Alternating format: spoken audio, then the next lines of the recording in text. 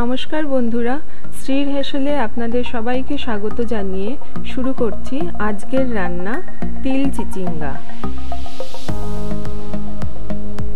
তিল চিচিঙ্গা বানানোর জন্য নিয়েছি 3টে ছোট সাইজের চিচিঙ্গা।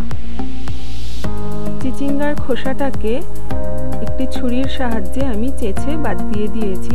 তারপর মাঝখান থেকে চিড়ে 2-8খানা করে নিয়েছি আর মাঝের বীজগুলোকে ফেলে দিয়েছি। এইভাবে লম্বা লম্বা করে কেটে রেখেছি। নিয়েছি একটা বড় সাইজের পেঁয়াজ, কুচিয়ে রেখেছি। আর 2টো মাঝারি মাপের আলুকেও আমি চিচিঙ্গার সাথে সামঞ্জস্য রেখে এইভাবে লম্বা করেই কেটে রেখেছি।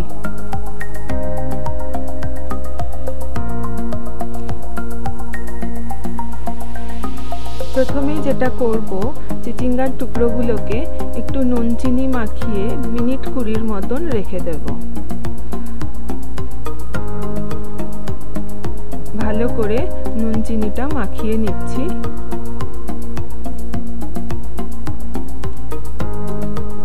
এবার ঢেকে রেখে দিচ্ছি মিনিট 20 মতো।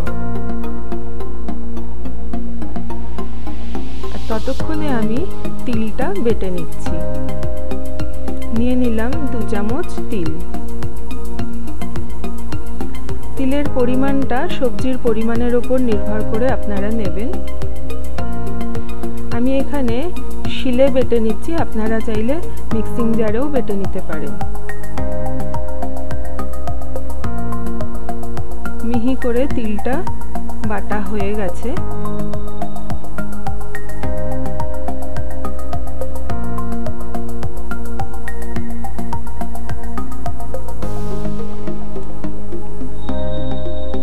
এবার ওভেনে কড়াই গরম করে নিচ্ছি। দিয়ে দিলাম 1 চামচ তিল। তিলটাকে হালকা লাল করে ভেজে তুলে রাখবো। দেখুন, এরকম লাল করে ভাজতে হবে, খুব বেশি লাল করব না।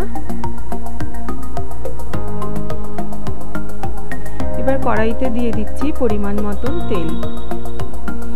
কড়াইয়ের গায়ে তেলটা একটু মাখিয়ে নিলাম। এবার দিয়ে দেব নুন চিনি মেখে রাখা চিচিঙ্গার টুকরোগুলোকে। যেহেতু নুন চিনি মাখানো ছিল, তাই এখানে আমি আর নুনের ব্যবহার করছি না। সামান্য হলুদ দিয়ে নেড়ে চেড়ে মিনিট 5 মতন ঢেকে রেখে দেব, অবশ্যই লো ফ্লেমে।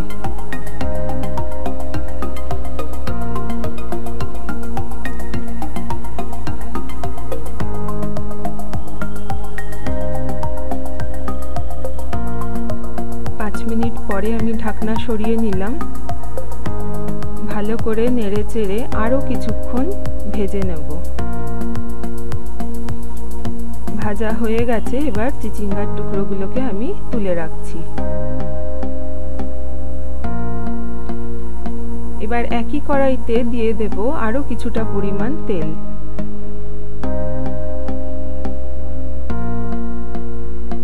এবার দিয়ে দিলাম আলুর টুকরোগুলো।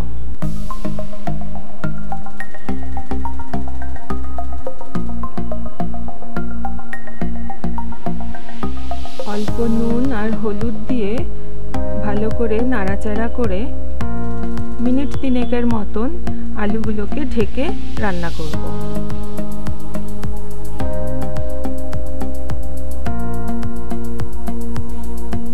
মিনিট 3 পরে ঢাকনাটা সরিয়ে নিলাম।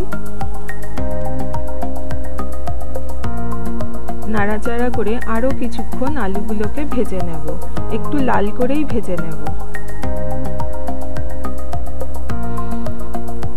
আলুগুলো ভাজা হয়ে গেছে। এবার আমি তুলে রাখছি।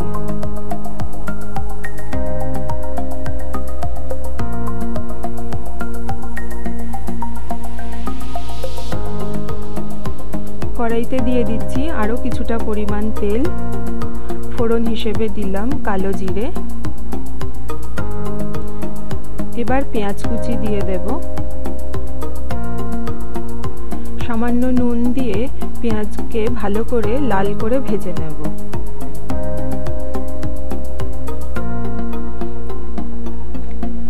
আমাদের গ্রামে এই তিল চিচিঙ্গা কিন্তু বেশ জনপ্রিয় একটি পদ।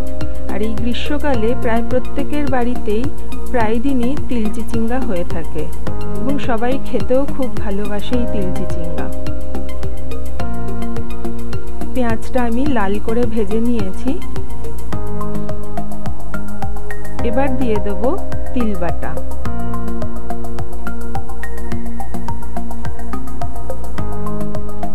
তিল বাটাটাকে একটু মিশিয়ে নিচ্ছি পেঁয়াজের সাথে। এবার দিয়ে দেব একে একে অন্যান্য মশলা। দিয়ে দিলাম সামান্য হলুদ। এবার হাফ চামচেরও কম করে দিয়ে দেব আদা, জিরে, ধনে গুঁড়ো।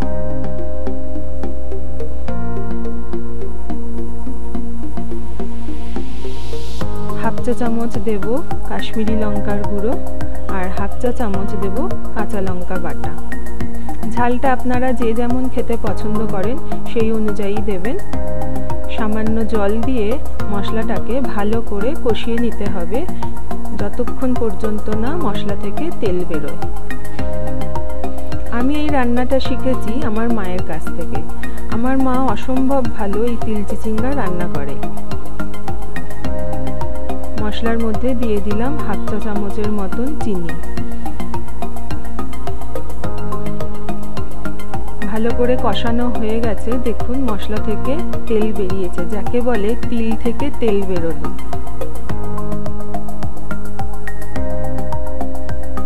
মশলাটা কষানো হয়ে গেছে। এবার আমি দিয়ে দিচ্ছি ভেজে রাখা আলু ও চিচিঙ্গা।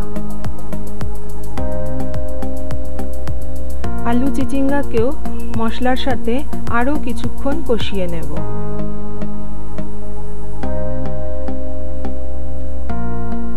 বেশ কিছুক্ষণ ধরে কিন্তু কষিয়ে নিতে হবে।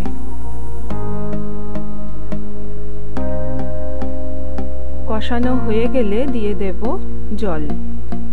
এখানে জলের পরিমাণ খুবই কম লাগবে, কারণ আলু প্রায় সেদ্ধ হয়ে গেছে,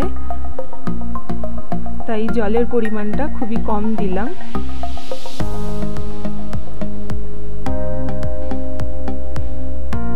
এবার ঢেকে রাখবো মিনিট 3 মতন লো ফ্লেমে।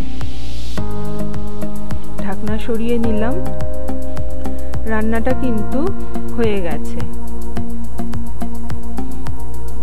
আলুও সেদ্ধ হয়ে গেছে। এর থেকে বেশি শুকনো করব না। এই তিল চিচিঙ্গা কিন্তু একটু ভেজা ভেজা খেতেই ভালো লাগে, তাই আমি তুলে রাখছি একটি পাত্রে।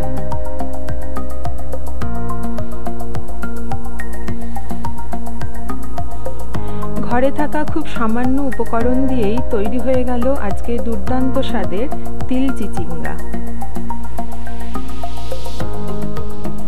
দেখতেও কিন্তু খুব সুন্দর হয়েছে। গরম রুটির সাথে বা গরম ভাতের সাথে খেতে কিন্তু অসাধারণ লাগে। গার্নিশিংয়ের জন্য ওপর থেকে ছড়িয়ে দিচ্ছি ভেজে রাখা তিল। যারা কোনোদিনও তিল চিচিঙ্গা খাননি তাদেরকে বলবো ভিডিওটি দেখার পর একবার হলেও বাড়িতে বানিয়ে দেখার। বাড়ির সকলেই কিন্তু এই তিল চিচিঙ্গাকে ভালোবেসে ফেলবে, এটা আমি কথা দিলাম। আর আপনিও সেই সঙ্গে কুড়িয়ে নেবেন প্রচুর প্রশংসা।